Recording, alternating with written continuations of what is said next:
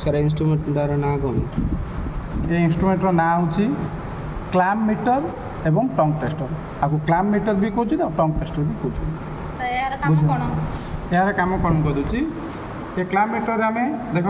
ये सब अच्छी सिलेक्टर एनसीबी है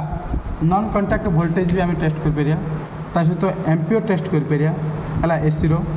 बुझीपार ना नहीं 400 पर्यटन आम एम्पियर विथआउट टच रे बा होल्डिंग करी आम ये यहाँ हूँ ज दीटा है क्लैम्प मीटर ज दीटा है एथि आम वायर को होल्ड करी एम्पियर भी मेजरमेंट कर सहित ये एसी वोल्टेज मेजरमेंट कर आउ फ्रिक्वेंसी भी मेजरमेंट कर बुझीपार ना नहीं ये रेजिस्टर बा ओम वैल्यू मेजरमेंट कर ये कैपेसिटर वैल्यू मेजरमेंट कर सहित ये ऑप्शन दीजिए आम टेम्परेचर जोटा कि सेल्सियस रे केते फारेनहाइट रे केते अछि बुझीपार ना नहीं तो मुझे गोटे गोटे कर तुमको बुझाऊँ फास्ट एनसीबी यहाँ को है नॉन कंटाक्ट वोल्टेज देख आम न टच करके सप्ताह अच्छे ना जानीदे देख मुझे सिलेक्टर सिलेक्ट कर देख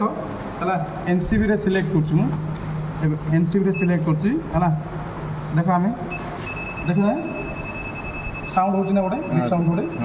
है ये साउंडटा दर्शाऊ जे ये करेन्ट अच्छे तो इंडिकेटर लगी इंडिकेटर न लगी आम जापर ये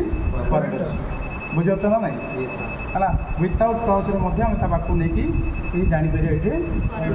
सहित ए सिलेक्टर आम एम्पियर टेस्ट कर धीरे है ये एम्पियर सिलेक्ट कर है सहित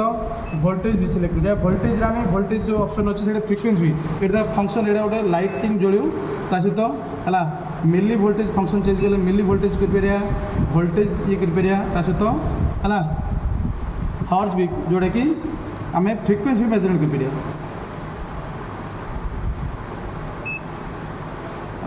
एसी रो हॉर्स फ्रिक्वेंसी भी मेजरमेंट कर बुझीपार ना नहीं सहित है ओम्स किलो मेजरमेंट कर सहित ये कैपेसिटर मेजरमेंट कर बुझीपार ना नहीं है कैपेसिटेंस मेजरमेंट कर सहित ये सेल्सियस बर्तमान आम के सेल्सियस अच्छी सेल्सियस रे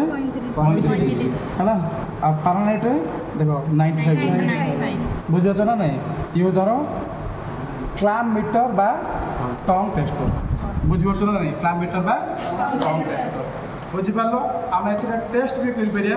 केते वोल्टेज भी देखिपर आम है कॉमन बुझीपार ये हूँ ये पॉजिटिव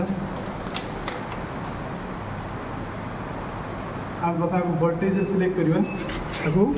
वोल्टेज सिलेक्ट करिया देख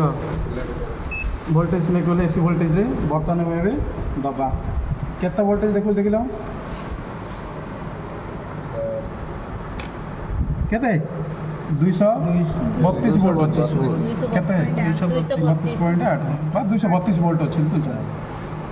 बुझीपार यस सर है यार काम बुझीपार